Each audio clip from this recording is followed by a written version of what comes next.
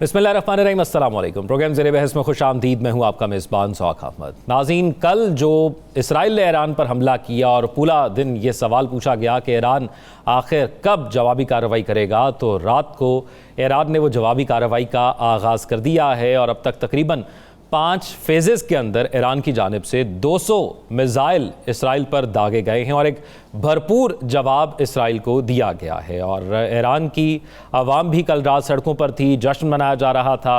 अपनी हुकूमत और अस्करी क़यादत के साथ वो इजहार यकजहती कर रहे थे। साथ साथ ईरान ने यह भी कहा है कि अगले आने वाले दिनों के अंदर हम खैबर मिसाइल भी चला सकते हैं। और खैबर मिसाइल एक मीडियम बैलिस्टिक मिसाइल है जो कि तकरीबन 2000 किलोमीटर की रेंज रखता है और 1500 किलोग्राम का वॉरहेड इस्तेमाल कर सकता है, अपने साथ लेकर जा सकता है। अब ये जो ईरान की जानिब से कार्रवाई की गई है, इसमें इसराइल का जो आयरन डोम सिस्टम था उसको कमज़ोर बनाया गया और बहुत से मिसाइल उस सिस्टम को क्रॉस करके इजराइल के अंदर गिरे। ख़ास तौर पर उनकी जो डिफेंस के हवाले से एक इमारत थी उसको नुकसान पहुंचाया गया और इजराइल के 7 शहरी जो है वो हलाक हुए हैं और 90 से ज़ायद अब तक ज़ख्मी हुए हैं। अब एक और सवाल ये उठ रहा है कि ये जंग आखिर कब तक जारी रहेगी, जिसको आज तफसील से हम डिस्कस भी करेंगे और अपने तज्ज़ियाकारों से उनकी राय भी जानेंगे। लेकिन इसराइल की जानिब से जो मौक़िफ़ अब तक सामने आ रहा है उसकी जानिब से आ रहा है कि तकरीबन 2 हफ्ते तक ये जंग जारी रह सकती है। अब इस तमाम तर सिचुएशन के अंदर जो ईरान के लिए सबसे बड़ा मसला सामने आया वो जासूसी का था कि उसके अंदर जो लोग इसराइल को सपोर्ट करते रहे हैं, जिस तरह वो एक टारगेटेड ऑपरेशन उनकी जानिब से किया गया था, उस सिलसिले में भी ईरान ने कार्रवाइयाँ शुरू कर दी और 5 अफराद को जो है वो गिरफ्तार भी कर लिया है। अब ये जो मरहलावार जो है वो आगे बढ़ रही है और ऐसा लग रहा है कि जिस तरीके से अभी भी कार्रवाइयों का सिलसिला जारी है, इसराइल अटैक करता है फिर ईरान भी जवाब पूरा दे रहा है। लेकिन ईरान की जानिब से ये ज़रूर कहा गया कि कोई भी मुल्क अगर इसराइल की मदद को सामने आया तो उस पर भी हम हमला कर देंगे। और ईरान ने यह भी कहा कि अगर इसराइल ने हमारे मुआशी और तवानाई के जो शोबे हैं या जो हमारे ज़राए हैं, अगर उन पर हमला किया तो फिर जवाब मज़ीद सख्त होगा। और इसराइल के अंदर ख़ास तौर पर जो लोग कवरेज कर रहे थे इस जंग की, जो ईरान ने अटैक किया गुज़िश्ता रात, उनको भी पकड़ा गया है। इवन इंटरनेशनल जर्नलिस्ट को रोक दिया गया वीडियोस बनाने से, और जो मकामी लोग उसकी वीडियोस बनाकर सोशल मीडिया पर अपलोड कर रहे थे उनकी गिरफ्तारियों का सिलसिला भी शुरू कर दिया गया है। अगला मरहला यह है कि कल भी ये डिस्कस हो रहा था कि सालसी का किरदार कौन अदा करेगा। तो इस हवाले से जो पहली ऑफर सामने आई है वो रशिया की जानिब से सामने आई है। रशिया कह रहा है, दोनों से बात भी हुई, उसने ईरान को भी टेलीफोन किया और इजराइल को भी फ़ोन किया और एक सालसी की पेशकश की है कि मैं दोनों के दरमियान सालसी का किरदार अदा कर सकता हूँ। लेकिन सलामती कौंसल का एक इजलास हंगामी बुनियादों पर बुलाया गया था, वो भी बेनतीजा ख़त्म हो गया है। और अगर इसराइल ने ये हमले जारी रखे तो ईरान अपनी जवाबी कार्रवाई जारी रखेगा। और ईरान ने एक और वाज़ेह मौक़िफ़ ये दिया है कि ये शुरू इसराइल ने की है लेकिन इसको ख़त्म अब ईरान ही करेगा। ये है कल से अब तक की तमाम डेवलपिंग स्टोरीज़। इस पर अपने तज्ज़ियाकारों की राय जानेंगे। हमारे साथ नजमुल साकिब साहब, पीजे मीर साहब, ज़फ़र इलाही साहब, तीनों सीनियर तक मौजूद हैं। नजमुल साकिब साहब, ईरान की जवाबी कार्रवाई उसका आगाज़ हो गया है और भरपूर तरीके से जवाबी कार्रवाई की गई है। एक चीज़ जो मैं आपसे समझना चाहूँगा वो ये है कि नेतन्याहू अपने जितनी भी स्पीचेज़ हैं उसमें ईरान की आवाम को मुखातिब करके कुछ चीज़ें कह रहे हैं। वो क्यों ईरान की आवाम को डायरेक्ट मुखातिब कर रहे हैं और फिर ये जो जवाबी कार्रवाई की ईरान ने, इस पर आपकी राय?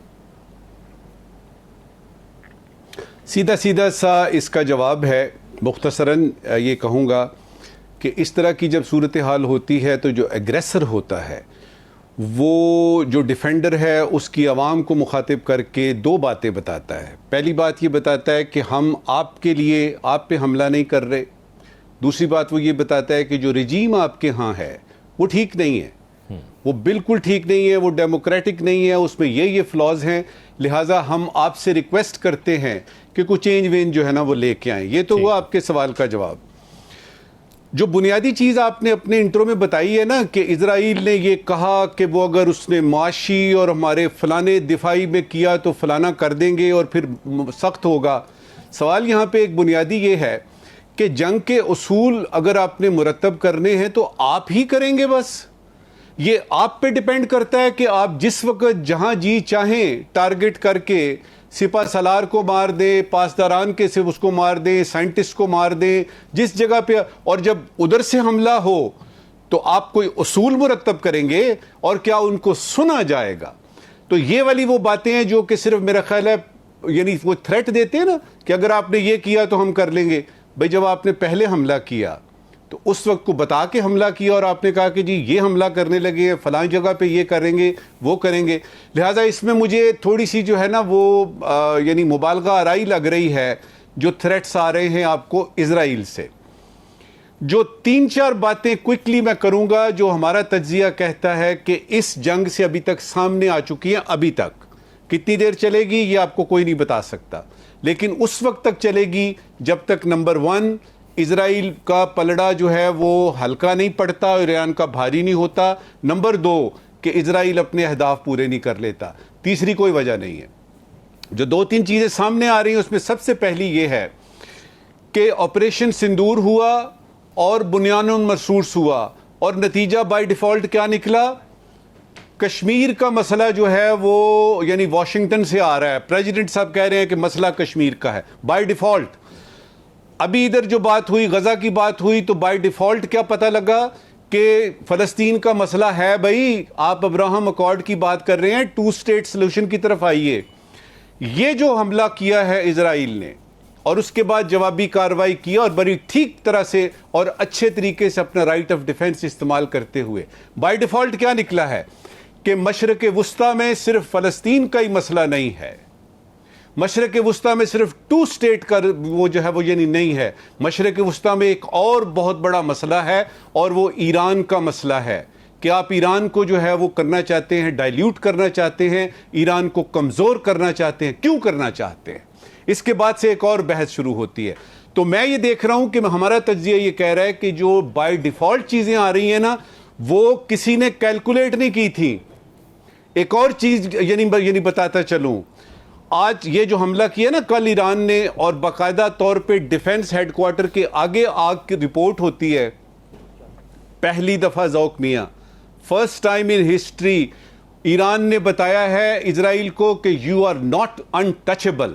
जी, वो जो पिछले मिसाइल आए थे ना, वो जो अक्टूबर में गिरे थे और वो पता नहीं 400-500 या 180 या जितने भी थे वो, उनका तो पता ही नहीं लगा वो कहां गिरे। इस पे तो हिसाब किताब के साथ, टारगेट के साथ किए गए और बाकायदा तौर पे तल अवीव यानी कि आपके कैपिटल में जा रहे हैं। तो पता ये चला कि वो जो टेक्नोलॉजी और वो पता नहीं कौन सा डोम और कौन सी डूम्स और कौन से डिफेंस सिस्टम्स वगैरह थे वो सारे धरे के धरे रह गए। और अगर 200 मिसाइल यानी ईरान गिराता है उसमें से 4 या 5 भी अपने टारगेट पे लगते हैं तो ये एक तरह से इजराइल की टेक्नोलॉजी पे एक बहुत बड़ा सवालिया निशान है। दूसरा, दुनिया को पहली दफा पता लगा कि ईरान सिर्फ बातें नहीं करता, ईरान करके भी दिखाता है। तीसरा, दुनिया को पता लगा कि जब ईरान बात करता है तो सिर्फ वो मजहबी तौर पे या यानी अखलाकी तौर पे वो बातें नहीं करता, उसके पास अस्करी ताकत भी है, उसके पास जो है वो टेक्नोलॉजी भी है और वो टेक्नोलॉजी है वो पल्ले की है यानी उसके बराबरी की है। तो ये सारी बातें समझ में आती हैं। जो बात समझ में नहीं आ रही वो ये आ रही है कि दुनिया देख रही है, दुनिया देख रही है। उसने गजा भी देखा, उसने हिंदुस्तान को भी देखा, पाकिस्तान पे बिला वजह हमला करते हुए पहलगाम पे। दुनिया अब ये भी देख रही है कि अग्रेसर कौन है और डिफेंडर कौन है, लेकिन खामोश है। और वो जो बंद कमरे में आप बातें आपने की है ना सिक्योरिटी काउंसिल में जिसका आपने जिक्र किया, वो आपको पता है क्यों बेनतीजा निकली है? वो इसलिए बेनतीजा निकली है कि अभी तक इजराइल ने अपने अहदाफ पूरे नहीं किए। वो जूं ही होंगे, जूं ही इजराइल के अहदाफ पूरे होंगे, या और वो अहदाफ भी बताता चलूं कि जो न्यूक्लियर इंस्टॉलेशंस हैं जिसको के प्रीटेक्स्ट बना के इन्होंने सारा कुछ किया, वो जो हैं वो क्या टारगेट हुई हैं, नहीं हुई, कितनी करनी थी, किस किस शहर में, वगैरह वगैरह। इन दोनों में से एक बात होती है तो आप देखेंगे कि उसी सलामती काउंसिल के बंद कमरे से एक रेजोल्यूशन निकलेगा कि प्रेसिडेंट ट्रंप ने जो है ना वो कोशिश की है और सीज फायर हो गया है। दोनों मुल्क जो हैं उन्होंने ये कहा है कि वो जिस तरह पाकिस्तान इंडिया के चैंपियन यानी बनेंगे। और फिर आप देखेंगे कि एक्स पे और दाएं बाएं जो है वो आपको प्रेसिडेंट ट्रंप जो है वो क्रेडिट लेते हुए नजर आएंगे।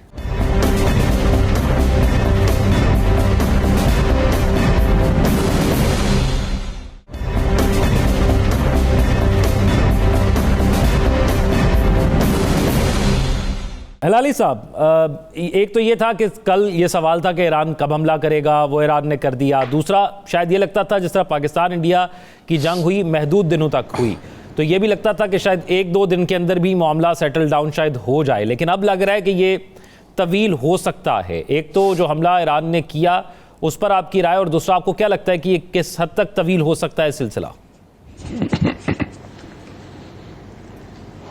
देखिए, पहली बात तो ये है कि ये जंग जो है ये एक किस्म का हिस्टोरिक जंग है। ये बड़ा इंटरेस्टिंग है और हिस्टोरिक भी है। हिस्टोरिक इसलिए है कि इजराइल को अब एक मुल्क मिला है जो उसके खिलाफ है, जो हालांकि उसके पास वो हथियार नहीं है जो इजराइल के पास हैं। जो हथियार हैं उनको इफेक्टिवली इस्तेमाल कर रहा है। तो मैं आपको बताता हूं ये कैसे, और मैं नहीं समझता कि ये जंग एक बंद कमरे में जाके खत्म हो जाएगा, ये वो हर वक्त हो भी सकता है। मैं समझता हूं कि ये जंग, इसमें एक हार और जीत हो सकती है। अमूमन लोग कहते हैं ना इस किस्म के जंग के सीज फायर हो गया, वो कहते हैं हम जीत गए, हम कहते हैं हम जीत गए, मगर एक्चुअली इस जंग में you can have a defeated party, माने एक जो बिल्कुल, मैं नहीं कहता हूं तबाह हो गया है, मगर एक पार्टी जो हार गया है। मैं बताता हूं कैसे। 60 मिसाइल्स फायर किए गए थे, 60 शुरू में ईरान से, और 7 उनमें से 60 में से 7 टारगेट्स को लगे। तो मैं सोच रहा था कि ये 60 में से 7 ये शायद इतना अच्छा नहीं हो। जब मुझे एक टेक्निकल एक्सपर्ट को मैं सुना, वो कहता है this is a fantastic rate of success, और बाकी जो थे क्या हुआ तो वो शायद मिस कर गए या उनको गिरा दिया या जो भी हुआ, मगर 7 आउट ऑफ 60। तो आप सोचिए 2 मिनट के लिए कि अगर एक सैल्वो ऑफ 60 जो मिला था उनमें से 7 हैव हिट द टारगेट्स, तो 1000 में जो वेव ईरान ने कहा है हम वेव से मारेंगे, तो 1000 अगर वो मारे तो कितना फीसद हो जाता है?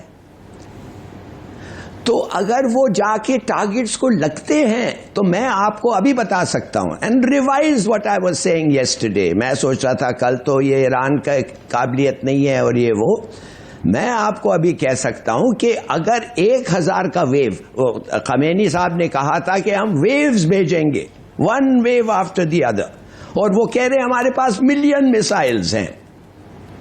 चलिए मिलियन नहीं तो हंड्रेड्स ऑफ थाउजेंड्स हैं।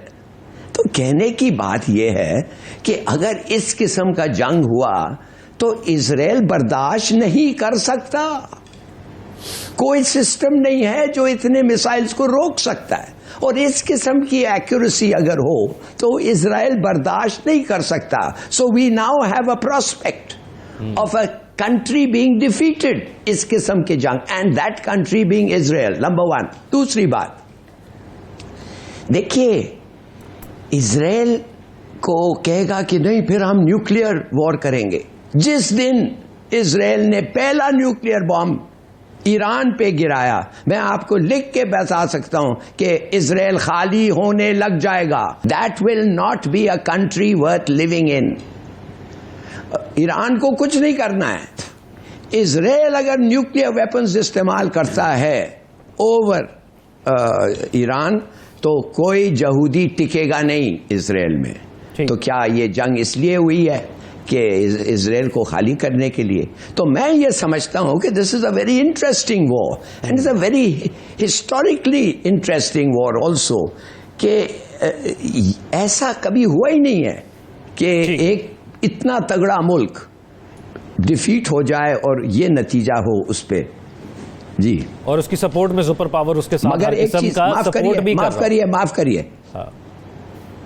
माफ करिए एक चीज, मगर मैं ऐड करूंगा सिर्फ ये कि ईरान के मिसाइल्स के पोटेंसी, इंटेंसिटी और कितने एक्चुअली टारगेट को हिट करते हैं, दैट विल बी क्रूशल। मगर फ्रॉम द ओपनिंग सैल्वो ऐसा लगता है कि काफ़ी पोटेंसी है, काफ़ी एक्यूरेसी है। तो अब देखें क्या होने वाला है। ठीक है पीजे मीर साहब, इसराइल ने अटैक किया और उसे लगा कि शायद जवाबी वार नहीं होगा, कल इब्हाम हर तरफ चल रहा था, लेकिन रात को जिस किस्म का अटैक किया, जिस तरह हिलाली साहब ने भी अभी फिगर्स के साथ थोड़ा बात की और फिर हमने भी देखा कि किस तरह वहाँ से जो फुटेजेस आ रही थी, तो आपको क्या लगता है कि एक तो ईरान जो दावे करता था उसको अब उसने फ्रंट फुट पर लाकर रिप्रेजेंट करना शुरू कर दिया और उसकी पहली झलक हमने देख ली, और फिर वेव्स का जिक्र किया, 5 वेव्स हो गई हैं, मजीद ईरान और कितनी वेव्स करता है ये भी देखना होगा। लेकिन इस सिचुएशन के अंदर ईरान का काफ़ी नुकसान हुआ, उसकी मिलिट्री लीडरशिप खास तौर पर, साइंटिस्ट जो है वो उनका नुकसान हुआ। तो ईरान के लिए रेड लाइन क्या होगी, कब जाकर वो समझेगा कि हाँ हमारा बदला पूरा हो गया? आपको क्या लगता है? ये बदला कभी ना पूरा होगा ना हो सकता है। याद रखना कि जो पहली जंग हुई थी, एक आर्च ड्यूक फर्डिनेंड जो ड्यूक ऑफ ऑस्ट्रिया था, उसको जब मारा तो असैसिनेट किया, तो उसके बाद आपकी वर्ल्ड वॉर 1 शुरू हुई थी। आज आपका एक तीदी लग गई है। पाकिस्तान सपोर्ट करता है कश्मीर को, ईरान करता है पैलेस्टाइन को। ईरान के जो प्रॉक्सीज हैं वो हिजबुल्लाह हैं और जो कि लेबनान के अंदर हैं। मैंने तो वो वॉर कवर की है। अभी हिलाली साहब ने कहा कि इन लोगों को रोक लेते हैं, let me come to that. ये बिल्कुल रोकते हैं, एयरपोर्ट पे रोकते हैं, और यूथ जो है इस्राएली उसको जाने नहीं देते बाहर। मैं 2006 की जंग की बात कर रहा हूँ, जिसको कहते हैं हिजबुल्लाह वॉर। मैं खुद एयरपोर्ट पे था, बेन गुरियन एयरपोर्ट पे। वो नहीं जाने देते क्योंकि ये बहुत बड़ा खदशा होता है कि जब जंग होती है ये लोग भागना शुरू कर जाते हैं, बिकॉज ये सेटलर्स हैं इसराइल में, मुख्तलिफ मुल्कों से आए हुए हैं सेटल करने के लिए कि इनका एक ये प्रॉमिस लैंड है। लेकिन जब इस तरह की एक कॉन्फ्लिक्ट शुरू हो जाती है, लोगों के अंदर कॉन्फिडेंस नहीं होता। जो जनरली जो आपका जू है वो लड़ाई नहीं चाहता। अब बात आती है कि हम इसको कैसे टैकल करें। ये एक ऐसी, अब डोनाल्ड ट्रंप ने भी आपके सामने स्टेटमेंट आ गई है। द क्वेश्चन इज कि इसको हम क्या डिफ्यूज कर सकते हैं? आई डोंट थिंक सो, क्योंकि जिस तरह अभी नजम साकिब साहब ने पहले बात की है, अब दुनिया की जो अटेंशन है वो कुछ सीरियस हो रही है टुवर्ड्स पैलेस्टाइन। वो सीरियस हो जाएगी टुवर्ड्स कश्मीर भी, कि जहां एक और अगर कोई कॉन्फ्लिक्ट शुरू होती है, अगर अल्लाह ना करे। बट द थिंग इज कि ये इसको रिजॉल्व क्यों नहीं किया जाता? सारे बातें करते हैं, मुजम्मत सारे कर लेते हैं, टेलीफोन कॉल्स पे बातें कर लेते हैं, लेकिन इसका रिजल्ट क्यों नहीं निकलता? ये जो बात करते हैं कि जी 600 मिसाइल 500 मिसाइल, मैंने एक्चुअली अंदर जाके टेल अवीव में इनका जो कमांड एंड कंट्रोल सेंटर है वो देखा हुआ है। ये जिस तरह आप जेम्स बॉन्ड की मूवीज देखते हैं, बड़ी बड़ी स्क्रीनें हैं और इनके जो सैटेलाइट्स हैं, जो इनके जो ऑब्जर्वेशन पोस्ट हैं, वो ईरान के ऊपर है। इनका response towards Iran is 3 minutes. इनका response to Lebanon was 1.5 minute. अब वो सारी आपको ब्रीफिंग देते हैं, हम सारे कहते हैं, CNN, CBS, Fox and BBC and all, ये आपको बताते हैं कि हम ये कर सकते हैं। लेकिन जंग के अंदर जो एक एक्सपोजर हुआ है कि इनके डिफेंस सिस्टम इतने तकड़े नहीं है जितने ये कह रहे थे कि अर्ली वार्निंग सिस्टम इनके बहुत तकड़े हैं। जी बिल्कुल दावा कर रहे थे, वो नहीं है, क्योंकि ईरान ने प्रूव कर दिया है। एक मिथ जो थी कि इजराइल इज इम्प्रेग्नेबल, वो आपके सामने आ गई है। इससे पहले भी एक एक्शन हुआ है, फिर वो डिफ्यूज हो गया, लेकिन अब दोबारा, अब ये क्या रुकेगा? अब इजराइल इसका रिस्पॉन्स देगा, रिस्पॉन्ड करेगा, ईरान क्या करेगा?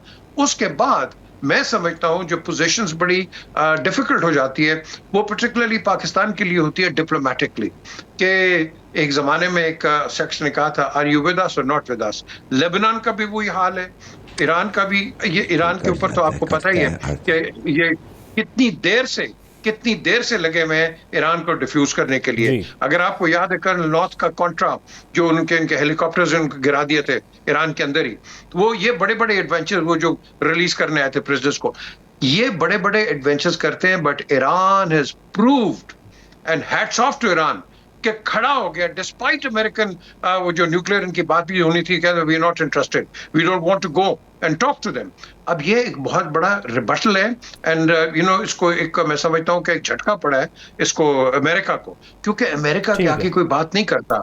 तो ये जो चीज है ये अभी ऑनगोइंग है, and it can turn from into let's say minor clash into a major disastrous affair for the world. बिल्कुल ऐसे ही और नज़र भी कुछ ऐसे ही आ रहा है। लेकिन क्या जो मसालियत की बात रशिया कर रहा है या कोई और मुल्क इस किस्म का कोई किरदार अदा कर सकता है? क्योंकि टेलीफोन कॉल सऊदीया और यूएस के दरमियान भी हुई थी, उसका भी क्या कोई इम्पैक्ट आ सकता है? इस तमाम सूरत हाल पर बात, लेकिन एक ब्रेक के बाद। Stay with us.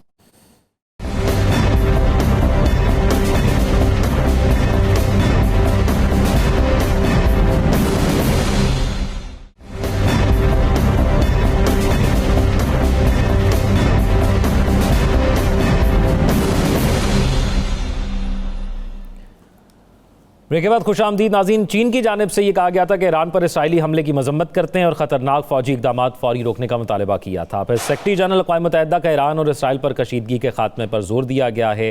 रूसी सदर ने, जैसे मैंने आपको बताया, कि इसराइल और ईरान जंग रोकने के लिए सालसी की पेशकश की है। अमेरिका का मौक़िफ़ थोड़ा मुख्तलिफ है, वो अभी भी इसराइल के साथ है।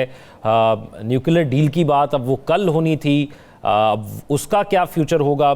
हिलाली साहब, अब क्योंकि सिचुएशन जैसे जैसे आगे बढ़ रही है, एस्केलेट होती जा रही है और मज़ीद गंभीर होती जा रही है, तो आपको लगता है कि कोई भी सालसी की पेशकश अगर कोई मुल्क इसमें करता है, जैसे रशिया ने बात की है, वो किसी हद तक फ़ायदेमंद हो सकती है मौजूदा इन 24 घंटों के अंदर?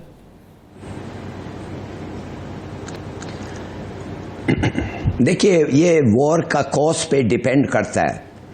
अगर ईरान, जो मैं समझता हूं अब होगा, ईरान की मिसाइल के इम्पैक्ट ऐसा है कि इजराइल करता है कि ये नाकाबिले बर्दाश्त है।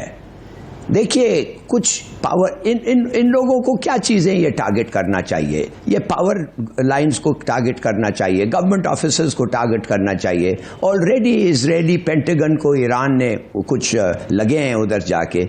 ये सब अगर करते रहें एट अ गुड रेट, तो इसका मतलब ये होगा कि इजराइल जो है, जैसे मैंने आपको कहा, you have to make up your mind, ख़त्म करो या तो you will become a country which is not worth living in. तुम नहीं रह सकोगे। जैसे पीजे मीर साहब ने कहा, ये भागेंगे, इसलिए ये एक दफे भाग के आए हैं और जिधर से आए हैं वो फिर भी भाग कर सकते हैं कोई दूसरी जगह। तो मेरा अपना ख्याल ये है, इट इज ये ईरान पे, Iran now has the upper hand. अगर उनकी पोटेंसी और उनकी टारगेटिंग और उनकी इमेजिनेशन और क्या कहते हैं इंटेंसिटी ऑफ द अटैक ठीक हो, तो मेरा ख्याल में इजराइल कैन लूज। और लूज दिस टाइम मीन्स छोटा वोटा नहीं, काफी हद तक। और क्या करेगा अमेरिका? आज Washington occupied, Israeli occupied Washington, जैसे मैं कहता हूं, इजरायली ऑक्यूपाइड वॉशिंगटन में no country is more unpopular than Israel. जो अमेरिकन पब्लिक ओपिनियन बदली है against Israel thanks to the sacrifices of दो शहीद्स इन गाजा। तो मेरा अपने ख्याल में ये बहुत ही प्रेशर होगा और ट्रंप कुछ नहीं कर पाएगा। और ट्रंप मत सोचे कि वो कुछ सैक्रिफाइस करेगा, उसको ही इज ऑलरेडी बिकम, अभी से ही डबल उसका जो वेल्थ है डबल हो गया है। तो मेरा अपना ख्याल ये है कि ये वॉर जो है ये चलेगी, मगर उस हद तक जब इजराइल देखता है और या उसको कोई समझाता है या रेजीम चेंज होता है इजराइल का, not regime change in Iran, regime होता है इजराइल पर। बस एक चीज की जरूरत है ये सब चीजें होने के लिए कि the intensity of the attack, the potency of the attack और अपना टारगेटिंग ऑफ द अटैक ये ठीक हो। ये तीन चीजें अगर ईरान डिलीवर कर सकता है इस 2-3 हफ्ते में, तो मेरे ख्याल में ईरान का जो कंट्रीब्यूशन है to the renaissance of Islam, इससे बड़ा कोई नहीं हुआ होगा। नजमुल साकिब साहब, एक बात तो ज़फ़र हिलाली साहब ने जो की वो बिल्कुल दुरुस्त है कि एटलीस्ट अगर अपर हैंड नहीं तो बराबरी सतह पर तो आ गए हैं, क्योंकि उधर अमेरिका साथ खड़ा है। लेकिन सवाल ये है कि अमेरिका ये कहता है कि जो इसराइल ने अटैक किया वो डायरेक्टली उसमें इन्वॉल्व नहीं है, लेकिन वो सपोर्ट उनकी पूरी मौजूद है, जिस किस्म के कल धमकियाँ आमेज़ बयानात आए। अगर इसराइल पर मज़ीद मुश्किल वक्त आता है, मज़ीद मिसाइल यहाँ से जाते हैं और मज़ीद अपने टारगेट्स को लगते हैं, तो यूएस उसमें सवाए मुज़ाकरात के अलावे क्या कोई प्रैक्टिकल तौर पर भी किसी अटैक के अंदर या उसकी फोर्सेज या कोई भी पार्ट प्ले करेगा? यूएस इस हद तक आएगा? यूएस को डायरेक्टली इन्वॉल्व होने की जरूरत क्या है? यूएस ऑलरेडी इन्वॉल्व्ड है और उसकी मदद जो है वो शामिल हाल है और वो बहुत देर से है। इसमें भी मौजूद नज़र आती है। गज़ा में जितने अटैक्स हुए उसमें जो लोगों को वो छोटे छोटे शार्पनर्स मिले और वो जो हिसाब किताब वो जो बॉम्ब्स गिरे वहाँ पे, वो सब ने रिपोर्ट किया कि ये तो यानी कहाँ से आ रहे हैं सबको पता है। और उसको डायरेक्टली आने की ज़रूरत क्या है? क्यों वो डायरेक्टली आए? ताकि एक बड़ा फ्रंट जो है वो सामने आए, इधर से रूस जो है और चीन जो है वो सोचना शुरू करे। वो इतनी खखेड़ में जाने की ज़रूरत क्या है जब आराम से आपका काम हो रहा है? आपने ये जो बात की है ना सालिसी की, बड़ा इंटरेस्टिंग था कल सूरत हाल। इजराइल हमला करता है ईरान के ऊपर और दुनिया चुपचाप खामोश बैठी है। काफ़ी घंटे गुजर जाते हैं, रात अगर भीगनी शुरू होती है तो पता चलता है जी कि ओहो हमला हो गया है और इन जगहों पे 4-5 जो है टारगेट वो लग भी गए हैं। तो सबसे पहला फ़ोन जो है वो रियाद से जाता है MBS का प्रेसिडेंट ट्रंप को, फॉलोड बाय द न्यूज़ कि जी सिक्योरिटी काउंसिल ने इजलास बुला लिया है, फॉलोड बाय द न्यूज़ कि प्रेसिडेंट पुतिन ने जो है वो सालिसी की पेशकश कर दी है, फॉलोड बाय द न्यूज़ के जापानी प्राइम मिनिस्टर ने जो है वो भी बात की है कि जी ये इसको नहीं होना चाहिए और वो नहीं होना चाहिए। तो मैं एज एन ऑब्जर्वर, मैं पूरी रात मैंने इसको ऑब्जर्व किया, मैं मुस्कुरा रहा था। उसकी वजह क्या थी? भाई आपने अगर सालिसी करनी है, आपने अगर इस जंग को रोकना है, तो आप इस वक्त का क्यों इंतजार करते हैं कि जब सिंदूर हो रहा होता है उस वक्त क्यों नहीं बोलते? जब बुनियानुन महसूस होता है तो फिर बीच में क्यों आते हैं? जब राइजिंग लायन जो है वो आया और पता लगा जी कि ये तो ईरान को तो खुदा ना खास्ता सत्यानाश मार देंगे और ये कर देंगे वो कर देंगे, उस वक्त आप कहां थे?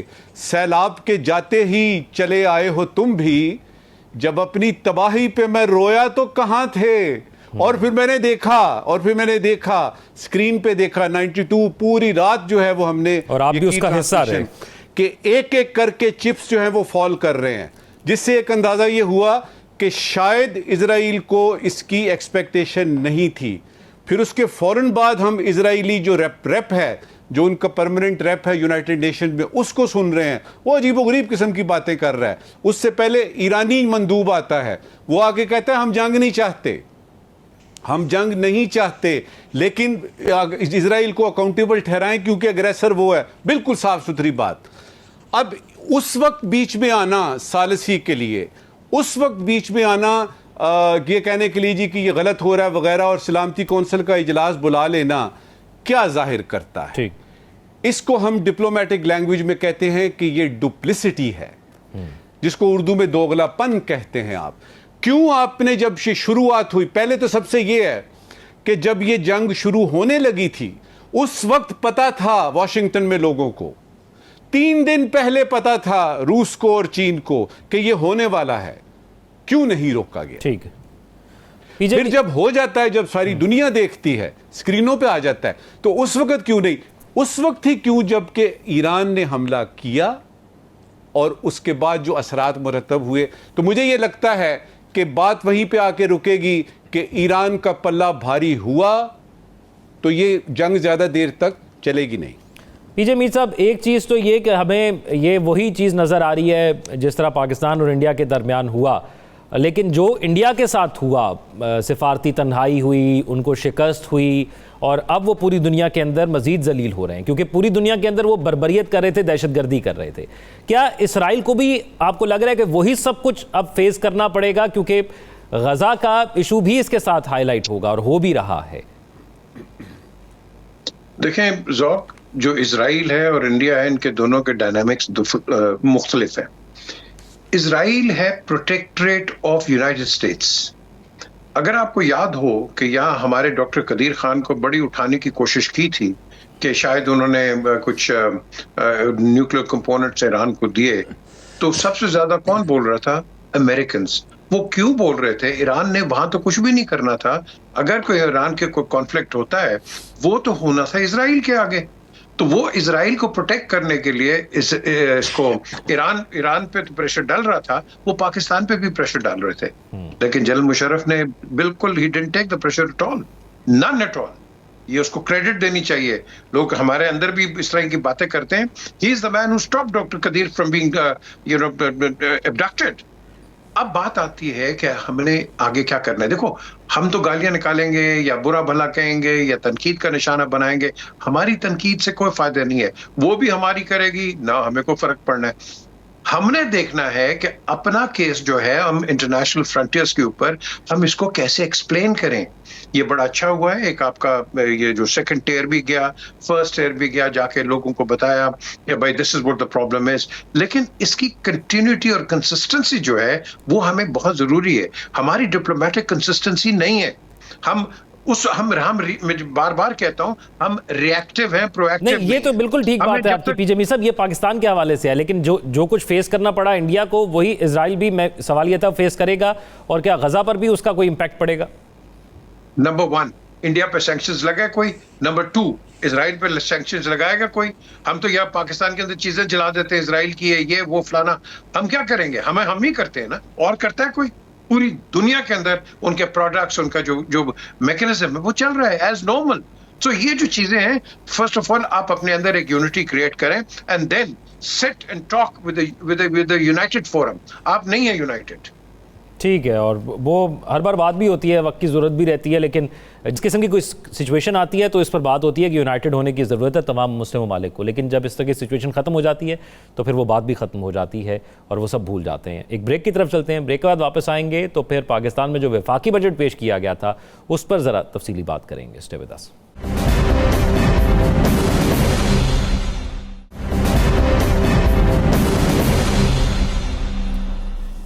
ब्रेक के बाद खुशामदीद नाज़रीन। पाकिस्तान में इस वक्त तमाम सूबाई असम्बलियों का बजट पेश किया जा रहा है। 2 सूबाई असम्बलियों का हो गया है, 2 का रहता है, और फिर वफाकी बजट भी पेश किया गया है जिस पर अब बहस व मुबाहिसा भी शुरू हो गया है और इस महीने के आखिर तक वो मंजूर कर लिया जाएगा। अगर इसको मैं समअप करूं 30 सेकंड्स के अंदर, तो फाइलर और नॉन फाइलर पर काफ़ी जोर दिया गया, फिर सोलर पर टैक्स लगाया गया है, फिर रियल स्टेट को थोड़ी बहुत सहूलत मिली, 850 सीसी गाड़ियों के हवाले से बात की जाए तो उस पर टैक्स लग गया, FBR रिफॉर्म्स की बात की गई है और इसके अलावा दीगर बातें की गई। नजम साकिर साहब, IMF का बजट है या IMF का कवर हुकूमत लेती है गुज़िश्ता काफ़ी सालों से कोई बजट पेश करने के लिए? और दूसरा, जिस तरीके से ये पेश किया गया है ऐसा लगता था कि वजारत ख़जाना तो ख़ुद तैयार नहीं है या ख़ुद वो गो थ्रू नहीं की हुई इस बजट के अंदर। तकरीबन ऐसा ही है। तकरीबन क्यों ऐसा है? वो इसलिए कि कंपल्शंस तो होती हैं। कोई भी हुकूमत जब बजट बनाने लगती है तो कंपल्शंस तो होती हैं। इस दफ़ा जो था ना, 2-3 कंपल्शन ज़रा बढ़ गई थी, जिसमें एक IMF का था कि उनको तो यकीन ही नहीं है कि हम वो करेंगे जो कि करना चाहिए, लिहाजा उनकी इन्वॉल्वमेंट थी और आप इसको कह सकते हैं कि it was an IMF driven budget. लेकिन सारे का सारा ऐसा नहीं है। और बजट को अगर आपने देखना हो कि किस किस्म का है, किस तरीके का है, तो अपोजिशन को देख लेते हैं कि वो क्या कहते हैं। मैं बगैर नाम लिए 4 बातें कर रहा हूं और उसके बाद बात अपनी ख़त्म करूंगा कि ये बातें जो हैं, जो अपोजिशन की तरफ से आई हैं, ये किस किस्म की बातें हैं। पहली बात आई है जी, जो कि एक यानी वज़ीर ख़जाना टाइप जो फॉर्मर थे, उन्होंने ये कहा कि GDP के नंबर्स ठीक नहीं। अगर GDP के नंबर ही ठीक नहीं तो ये बजट क्या है? कुछ समझ नहीं है। कहा एक बड़ी पार्टी जो पॉलिटिकल हमारी अपोजिशन की है, वो कहती है जी अशराफिया नवाज है। अच्छा, ये नवाज का लफ्ज़ जो है वो उस हवाले से नहीं इस्तेमाल हुआ, अशराफिया नवाज है और अवाम दुश्मन बजट है। तो कोई ऐसा बजट बता दीजिए 1947-48 से आज तक जिसको अपोजिशन ने ये ना कहा हो कि ये अवाम दुश्मन बजट है और ये अशराफिया नवाज बजट है। बता दीजिए किसी ने कहा हो ऐसा। तीसरा, आम आदमी की ज़िंदगी मज़ीद मुश्किल हो जाएगी। हर बजट में ऐसा होता है, आम आदमी की ज़िंदगी मज़ीद मुश्किल ही होती है, तो नई बात नहीं है। चौथा, जो कि मेरे नज़दीक एक बहुत बड़ा, यूँ समझिए, एनामली है, बहुत बड़ा तजाद है, कॉन्ट्रडिक्शन है, पैराडॉक्स है, कि जो कम से कम उजरत है वो नहीं बढ़ाई गई, उसको वैसे ही रखा गया है।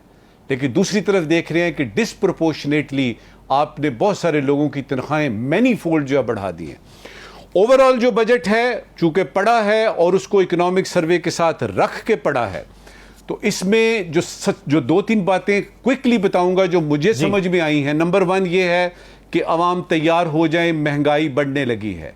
नंबर 2, वो लोग जो कि टैक्स नहीं देते, टैक्स नेट में नहीं है, वो तैयार हो जाएं, उनके गिर्द जो है वो रस्सी का दायरा तंग होने वाला है। नंबर 3, कैश वाले जो हिसाब किताब हैं, जो कैश में करते हैं हिसाब किताब, उनको तंबीह होनी चाहिए कि शायद वो वक्त आ गया है कि शायद हुकूमत ये फैसला कर ले कि वो जो 5,000 रुपये का नोट है वो शायद बंद हो जाए, और उसके बाद वो जो पता नहीं 9,000 या पता नहीं कितने ट्रिलियन रुपए जो हैं वो आपको समंदर में फेंकने पड़े। ज़फ़र अलाली साहब, आप हम सब में सीनियर हैं, आपने बहुत से बजट देखे हैं, कोई ऐसा बजट भी था जिसको आवाम दोस्त कहा गया? क्योंकि अपोजिशन का किरदार अगर बात की जाए तो वो तो बजट पढ़ते भी नहीं है और वो वहाँ पे कॉपियाँ फाड़ते हैं और उछालना शुरू कर देते हैं। हाँ, वो बजट था जब भुट्टो ने सब चीज़ को नेशनलाइज कर दिया था और सब लोग बड़े खुश हो रहे थे और कह रहे थे कि अब अवामी रूल आ गया है। क्या पता था कि क्या होने वाला है। उसी एक स्टेप से फिर क्या हुआ और क्या नहीं हुआ। देखिए, कहने की बात सिर्फ ये है, ये बजट से मैं 2-3 चीज़ें जल्दी से आपको बता दूं। ये किस किस्म के लोग हैं जो पब्लिक ऑफिशियल्स का तनख्वाह 500% इंक्रीज कर सकते हैं? वो तो छोड़ दें, वो जो लोग हैं जिनको ये ऑफर आता है कि हम तुम्हारा 500% तनख्वाह इंक्रीज कर रहे हैं, पब्लिक इलेक्टेड ऑफिशियल्स, और वो मान जाते हैं।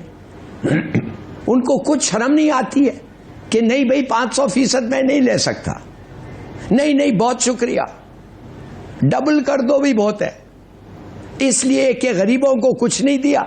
16% एजुकेशन के कट हुआ, हेल्थ का तो कुछ नहीं हुआ, और 94 मिलियन 94 मिलियन लोग पाकिस्तान में बिलो द पॉवर्टी लाइन है और आप 500% ले रहे हैं। तो किस किस्म का माइंडसेट है ये लोगों को जो ये बजट बनाते? ये तो पहली बात। दूसरी बात है, हेल्थ का तो कुछ नहीं किया आपने, मगर एक एमपीए को 7 करोड़ रुपया दे रहे हैं कि जाके अपना हेल्थ ठीक करें। 7 करोड़ टू 1 मैन, और पूरी नेशन के लिए तो हेल्थ का तो कुछ हो ही नहीं। जो हो रहा है हेल्थ का वो तो तबाही है। तो मेरे ख्याल में कि जी जब ऐसे एक कुछ लोग बैठ के ऐसा कुछ चीज कर सकते हैं और फिर पेश कर सकते हैं पार्लियामेंट को और फिर उसके बाद पब्लिक को, तो उनका क्या जहन होता होगा, किस किस्म के लोग होते होंगे। आई थिंक देश, माफ करिए, मैं नहीं समझता कि ये काबिल है ऐसे फैसले करने के लिए। और नॉन फाइलर और फाइलर, कब बनेगा वो दिन जब नॉन फाइलर जेल जाएगा? कब आएगा वो दिन? नॉन फाइलर माने मैं और आप टैक्स देते हैं, हमारे टैक्स से सिक्योरिटी होता है, डिफेंस होता है, रोड ये वो, उस पे वो अपनी गाड़ी चलाता है, उस पे वो घूमता है फिरता है, उससे वो अपनी जान बचाता है, मगर कंट्रीब्यूट नहीं करता, कंट्रीब्यूट नहीं करेगा जब तक उसको पकड़ के मार के सर निकाल के। मगर दी अदर थिंग्स वो तो पार्लियामेंट में भी आ सकता है। ये किस किस्म का सोसाइटी है भाई, किस किस्म का सिस्टम है? आई एम सॉरी, इसमें बात ही करना मेरा ख्याल फजूल है। पीजे मीर साहब, अब सिचुएशन ये है कि एक तो जो अभी हिलाल साहब ने भी बात की फाइलर और नॉन फाइलर, हमने पिछले पूरे साल के अंदर सुना कि नॉन फाइलर को ये कर देंगे वो कर देंगे और फिर कुछ भी नहीं हुआ। इस बजट में भी कहा गया, एक बार फिर से कहा गया, लेकिन इम्प्लीमेंट कोई भी पॉलिसी होना ये कितना बड़ा फुकदान है और कितना बड़ा चैलेंज है। दूसरा, कोई इंडस्ट्री ग्रो कर रही होती है तो उस पर टैक्स लगा दिया जाता है। जैसे हमने देखा लोग सस्ती तवानाई के लिए सोलर इस्तेमाल कर रहे थे, उस पर टैक्स लग गया। आप एक लाइंसमैन को पकड़ नहीं सकते हैं जहां आपकी वो बिजली की पिलफरेज होती है, तो आप नॉन फाइलर को कहां से पकड़ेंगे? आपने तो इनकरेज कर दिया है कि नॉन फाइलर जो है वो ब्लैक मनी के अंदर डील करेगा, वो कैश पे डील करेगा, हर चीज कैश पे करेगा काम। द क्वेश्चन इज कि आप अगर करना है, आप थोड़े बेनिफिट्स तो दो। क्या नॉन फाइलर से ये पाकिस्तानी नहीं है? ये भी अपने मुल्क हैं ना। अगर आपने ये करें, अच्छी बात है, बुरी बात नहीं है, बट आप एक ग्रेजुअल प्रोसेस से करो। आप तो एक बॉम्ब मारते हो, फिर आप कहते जी बजट फ्रेंडली। बजट कोई दुनिया के अंदर फ्रेंडली नहीं होता, कभी भी नहीं होता। लेकिन हमारे जो आप कह लो कि वो जिनको हम कहते हैं हमारे सेवियर्स हैं, गार्डियंस ऑफ द रेल्म, हम इनकी बात करते हैं तो सबसे बड़े बेनिफिशियरी तो ये, इनकी तनख्वाहें बढ़ गई हैं, इनके बेनिफिट्स बढ़ गए हैं। तो आप मुझे बताएं, ये तो 1122, हम तो उनको एज अ 1122 देखते हैं, whether it is the government और द ऑपोजिशन, कि ये 1122 आके लोगों के जो प्रॉब्लम्स हैं उनको ठीक करें। लेकिन वो तो अपने जो उनके जो बेनिफिट्स हैं उनको कर रहे हैं, वो what about the people of Pakistan? Nothing doing. हम बातें बड़ी जबरदस्त करते हैं। कल बड़ी अच्छी स्पीच थी उसकी ख्वाजा आसिफ की, wonderful, but we need results talk. ये बातें करने का टाइम खत्म हो गया है, हमें रिजल्ट्स चाहिए, इम्प्लीमेंटेशन कोई नहीं है। और क्यों नहीं है? बिकॉज आपकी सिर से लेके पैर तक कोई डॉक्यूमेंटेशन ही नहीं है। इतने आपने घपले किए हुए हैं, इरेगुलरिटीज किए हुए हैं, इसको कौन ठीक करेगा? अब ख्वाजा आसिफ ने अपनी स्पीच में बड़ी इंटरेस्टिंग बात की कि हाँ जी पिछली गवर्नमेंट ने ये कर दिया था, हमने उसको बचाया। Do I want to listen to that? I want to listen कि what are you doing about it? Don't give me कि पिछली गवर्नमेंट ने कहा, वो पिछले वालों ने उसे पिछले को कहा। तो ये एक जो कहते हैं ना passing the buck, I think the time is over for that. हमें काम करना है अवाम के लिए, और अवाम की सोच किस वक्त आएगी? जब आप अपनी नेक नियति के साथ काम करोगे। नेक नियति की जब बात आती है तो वहां एक क्वेश्चन उठता है, कौन करेगा? तो ये बेसिकली एक हमारा डिलेमा है। एंड क्या करें यार, मुझे बताओ, रोना आता है खुदा की कसम। हम कहते हैं जी Pakistan this, we love Pakistan, we want the country to go up, we want everybody to be, वो कहते हैं ना, at least working in some congenial atmospheres. हमारा है ही नहीं है, हम तो रो रहे हैं। वो हम इस आपका मिडिल क्लास जो है वो बिल्कुल नीचे चला गया, literally non existent. Poor class is absolutely down the drain. अब आपका एक ही क्लास है which is, and money makes money, simple as that. So the question is कि is there anybody in Pakistan जिसके पास मिलियंस एंड बिलियंस हैं कि पाकिस्तान को बेल आउट करेगा? Please tell me. अगर तुम करेगा, hats off, and we are all there for them. लेकिन इस तरह की नई बात है, ये सारी थ्योरेटिकल बातें हैं and it's all in fantasy land. अगले मौशी साल के लिए जो चीज़ मुझे समझ आई वो यही है कि बहुत नाजुक सूरत हाल है अगले साल के लिए भी। नजम साकिब साहब, आज के सवाल। शुक्रिया ज़ौक। पहले ज़रूरी सवाल, ईरान के जवाबी हमले के फ़ौरन बाद सलामती कौंसिल का इजलास बुला लिया गया। ज़रूरी सवाल ये है कि सलामती कौंसिल का इजलास ईरान पर खौफनाक इजराइली हमले के बाद क्यों नहीं बुलवाया गया?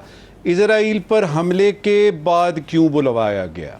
ठीक, ये था ज़रूरी सवाल। आज का गैर ज़रूरी सवाल, ईरान और इजराइल दोनों इंडिया के दोस्त हैं। दो दोस्तों में जंग हो रही है लेकिन इंडिया कहीं नज़र नहीं आ रहा। तो गैर ज़रूरी सवाल ये है कि क्या इंडिया इजराइल से नाराज़ है कि उसने सही तरह से इंडिया को टेक्नोलॉजी नहीं समझाई, या फिर इंडिया अभी तक अपनी जंग के आफ्टर शॉक्स में है? हमारे नाज़रीन सोशल मीडिया पर अपने फीडबैक करेंगे। अपना ख्याल रखिएगा। अल्लाह हाफ़िज़।